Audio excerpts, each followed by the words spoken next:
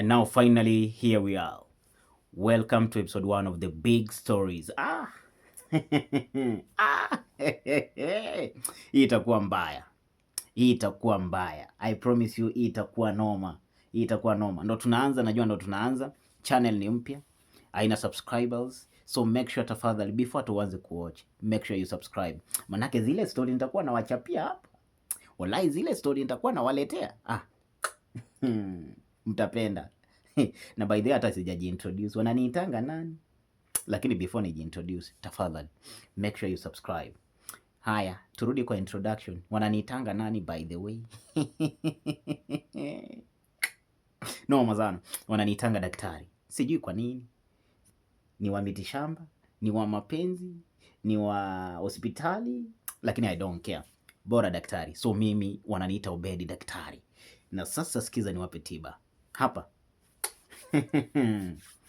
Leo nataka tupige story, na ni story ambaye wengi najua mmeisoma kwenye history. Wale watu mmesoma history, najua mmesoma hii story.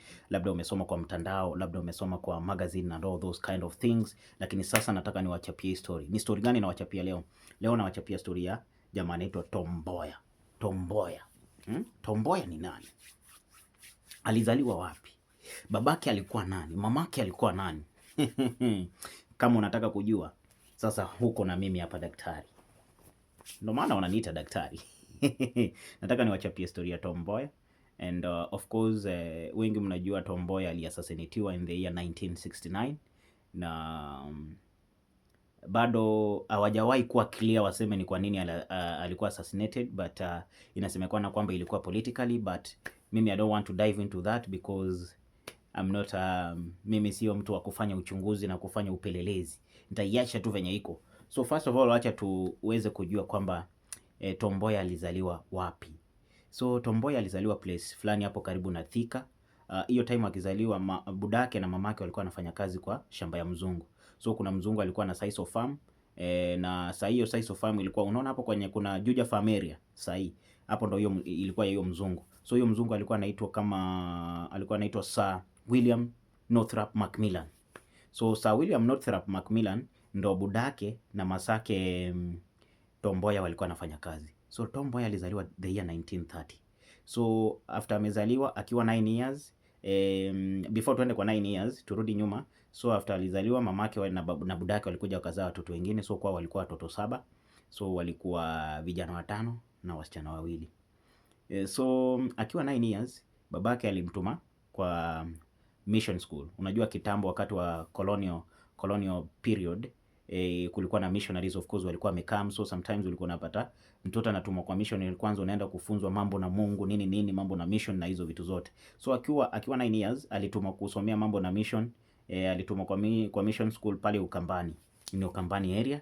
Na akiwa 12 years sasa akarudi kwa budake. So budake akampeleka shule. Akiwa 12 years alipelekwa St Mary's Yala. Alipelekwa St Mary's Yala, pale ndo alianza masomo yake of course. Akaenda kusomea history na English, hizo vitu mbili. Kwanza ajue Kizungu. Unajua kitambo kama wewe ni msomi lazima kwanza ufunzwe nini? English. Because how will you interact with the wazungu? Kama hujui Kizungu. Imeingiana. How will you interact with wazungu kama hujui Kizungu? So alitumwa pale akaenda kusomea history na English. So from there, hiyo ilikuwa 1942. 1946 now alienda ku further studies after sasa amemaliza kusomea history na English pale St Mary's Yala.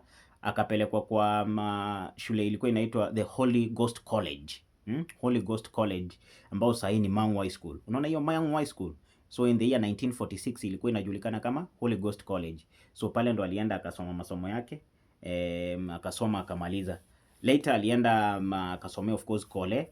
Alisomea mambo na ilikuwa ni mambo na sanitary na kitu kama hiyo hapo tu Nairobi. Ndo akapata kazi in 1950. Alikuwa anafanya kazi kuna kitu alisomea kama sanitary tu, mambo na sanitary, deal na vitu kama hizo, vitu za health hiyo time 1950. So ndo alikuwa employed pale. So alichapa kazi akachapa wera and but baadaye hiyo kazi yenye alikuwa anafanya alikuja akaacha. Because ya kwanza kuingilia mambo na politics. So 1950 hata ndo alianza kuingia mambo na politics akiwa 20 years actually. Yeah, you can imagine 20 years. Ilikuwa kijana ndo alianza kuingia mambo na politics juu akiwa pale kwenye alikuwa ameajiliwa, alicome up na trade unions, ndo alianza kukama up na trade unions, akaanza kucampaign, so alikuwa against wazungu sana. Alikuwa against a British colony. Alikuwa anataka watu warudi kwao.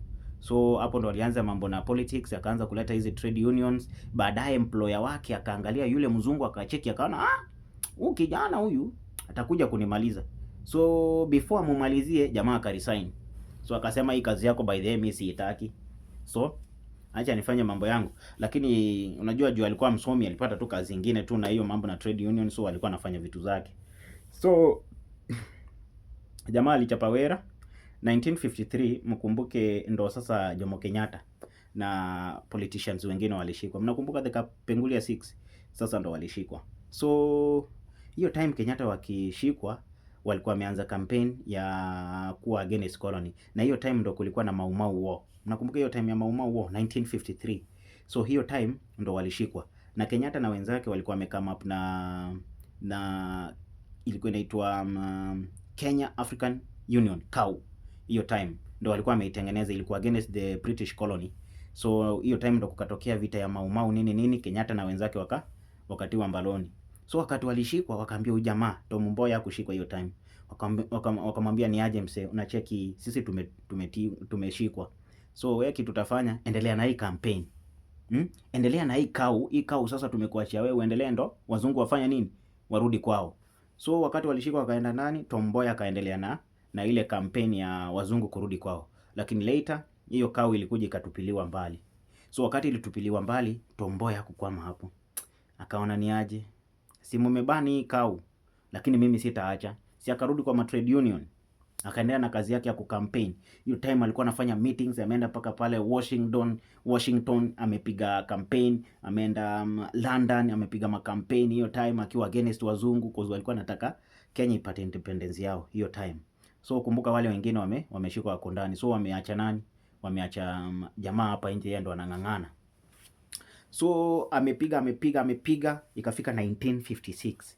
So venye ilifika 1956, so wakati wazungu waliona kimekuwa mbaya, wakasema acha tufanye hivi, acha tupea pia ma-Africans manafasi wanaweza kuwania viti, unaona.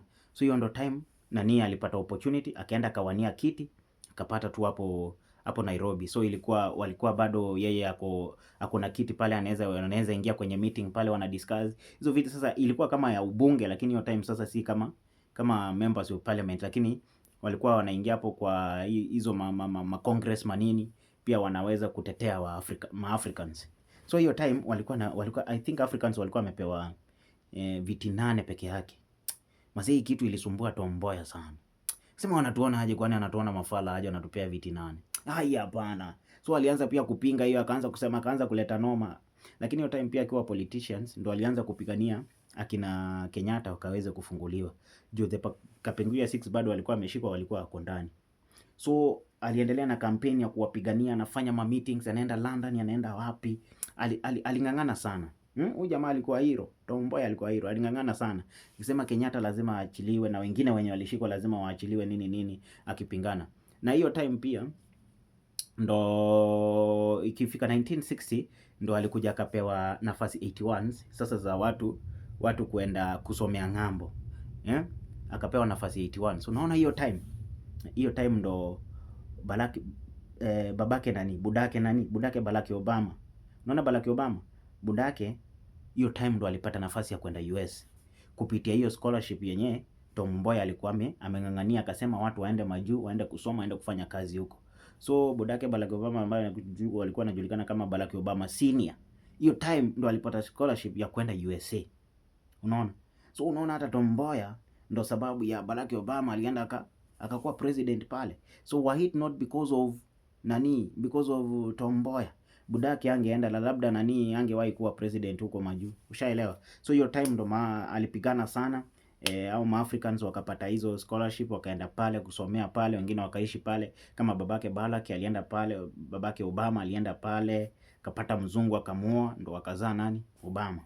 Ushaelewa? So 1961 ikafika, of course Kenyatta wakaachiliwa na the other politicians wenye walikuwa wamefungwa, ndo wakarudi. After wamerudi sasa ndo walipigania uhuru wetu. So in 1963 ndo tukaweza kupata uhuru nini.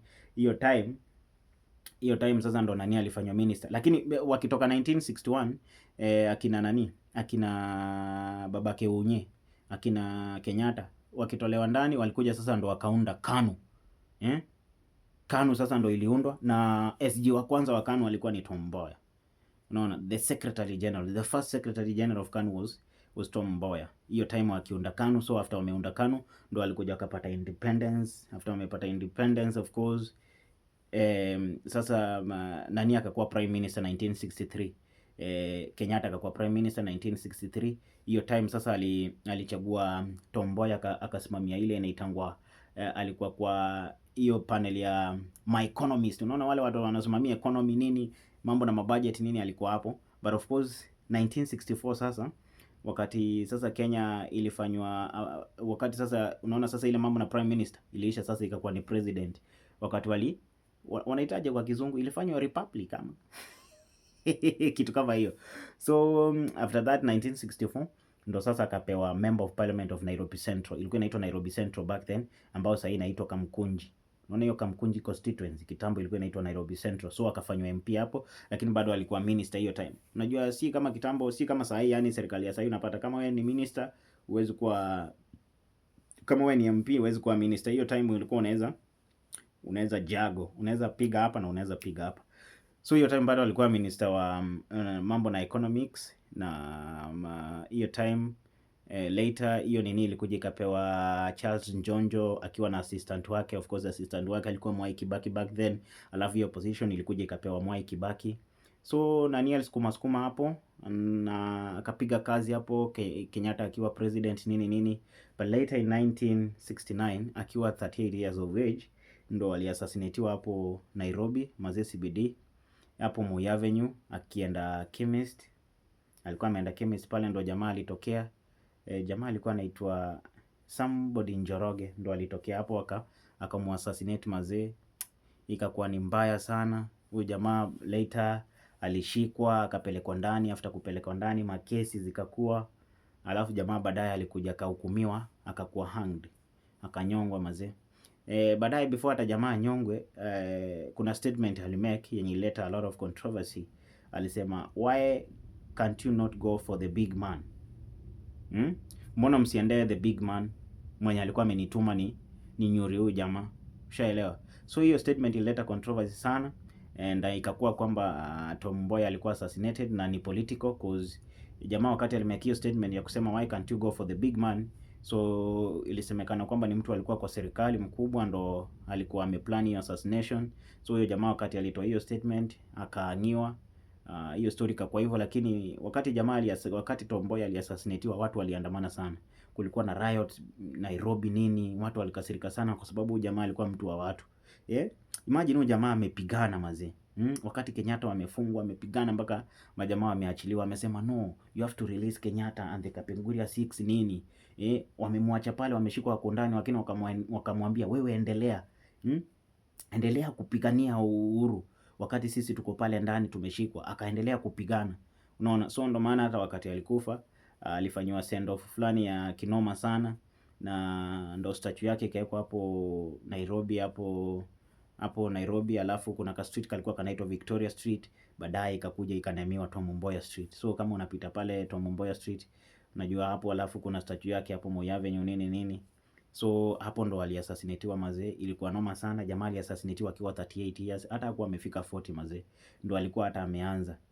Ni jamaa ambaye labda politically angekuja kuwa mtu mkubwa sana. Hata wengi walimconsider kwamba angekuja kuwa rais cause alikuwa na ile commanding power.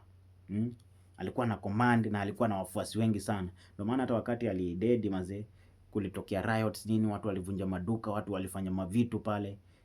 Mazee ilikuwa noma sana. So Tom Mboya ni kati ya watu ambao wanakumbukwa sana kama mashujaa ambao waliweza kupigania uhuru wa hii nchi ya Kenya. So ndo niliwaambia si story refu, ni story kidogo. Later baadaye Tom Mboya alikuja akaoa. Bibi yake alikuwa anaitwa nani by the way? Bibi yake alikuwa anaitwa nani? Nimesahau bibi, lakini kwa somebody Odede, na walikuwa na watoto 5. Of course wawili walikuja wakaiaga dunia, wakabaki watatu, but of course mamake pia alienda akapata mtoi mwingine na the brother to the late Tom Mboya. So sahi I think wako 4 if I'm not wrong, na wako save mahali wako. Unajua kuna wale labda wanauliza alikuwa na watoto kweli? Waliendanga wapi? Watoto wako save, but unfortunately wawili waliweza ku pass away, but mazeu jamaa ni shujaa ambaye inafaa tunamkumbuka sana, aswa tukisherekea zile sherehe za mashujaa. Ni jamaa ambaye inafaa sana tunamkumbuka na tunamsherekea sana mazi. Anyway wadau, najua ni episode ya kwanza. Episode zingine zitakam zitakuwa mingi na zitakuwa refu.